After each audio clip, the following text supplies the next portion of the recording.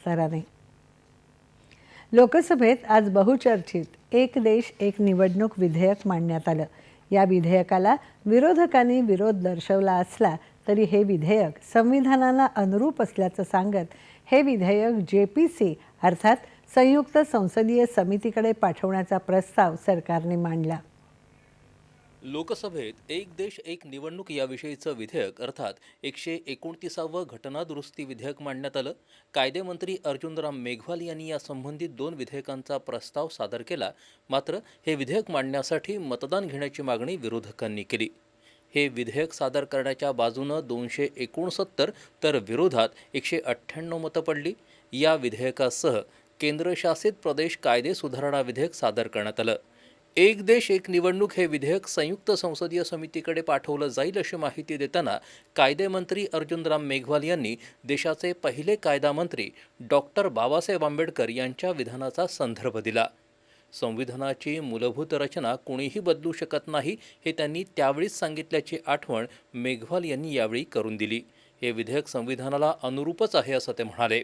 माजी राष्ट्रपती रामनाथ कोविंद यांच्या अध्यक्षतेखालील समितीनं या विधेयकाशी संबंधित राजकीय पक्ष आणि तज्ज्ञांसह विस्तृत चर्चा करून शिफारशी केल्या आहेत असं मेघवाल म्हणाले। हे विधेयक संविधान विरोधी आहे हे विरोधकांचे आरोप मेघवाल यांनी फेटाळून लावले। ही विधेयकं संविधानाच्या मूलभूत रचनेच्या विरोधात नाहीत असं सांगत त्यांनी ही विधेयकं संयुक्त संसदीय समितीकडे पाठवण्याचा प्रस्ताव ठेवला। Thank you honourable speaker sir.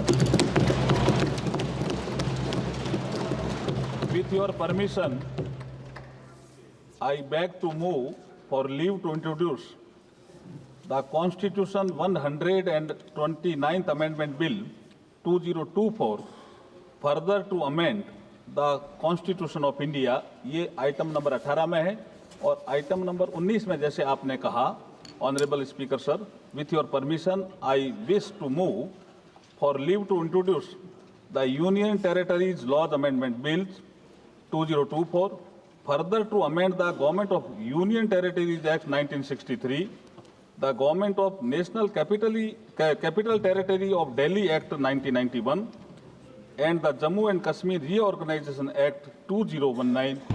ये मैं आपकी अनुमति से आपसे लीव मांग रहा हूँ। Thank you sir.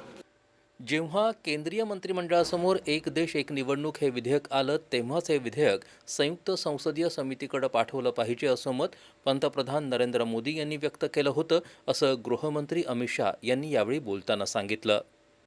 संविधान सुधार का विधेयक संवैधानिक संशोधन जब कैबिनेट में चर्चा में आया तब प्रधानमंत्री जी ने स्वयं मंशा व्यक्त करी थी कि इसको JPC को देना चाहिए।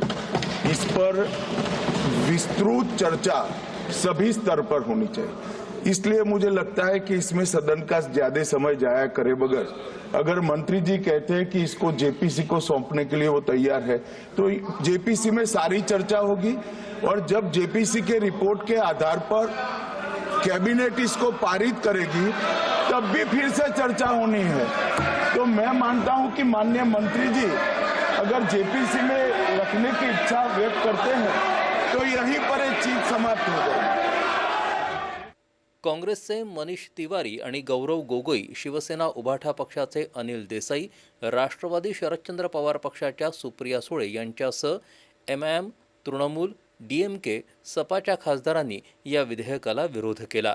या विधेयकांमुळे संविधानाच्या मूलभूत संरचनेला धक्का लागत असल्याचं मत विरोधकांनी मांडलं।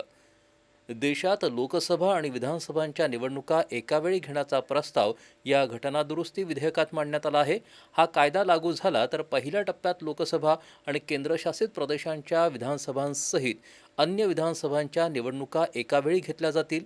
एक देश एक निवडणूक हा मुद्दा फक्त एका पक्ष किंवा व्यक्तीपुरता नाही तर हा मुद्दा राष्ट्राच्या हितासाठी आहे असं प्रतिपादन केंद्रीय संसदीय कामकाज मंत्री किरेन रिजिजू यांनी केलं। याला विरोध करण्यासारखे काँग्रेसकडे काहीच मुद्दे नाहीत असंही ते म्हणाले। वन नेशन वन इलेक्शन का मुद्दा ये देश के लिए बहुत ही महत्वपूर्ण मुद्दा है और कांग्रेस पार्टी इसको विरोध करने का कोई उचित पॉइंट्स सामने में नहीं रख पा रहा है। तो कांग्रेस कहता है कि ये अनकॉन्स्टिट्यूशनल है और फेडरल स्ट्रक्चर को नुकसान पहुंचाता है।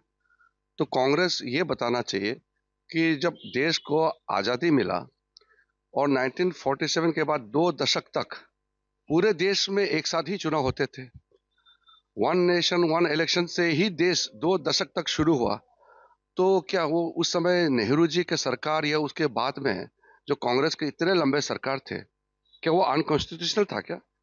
काँग्रेसनं 6 दशकं देशात राज्य करून देशाला गरिबीकडे ढकललं, पण आता पंतप्रधान नरेंद्र मोदी यांच्या नेतृत्वाखाली देश प्रगती करत आहे, तर त्यालाही काँग्रेस विरोध करत असल्याची टीका रिजिजू यांनी केली.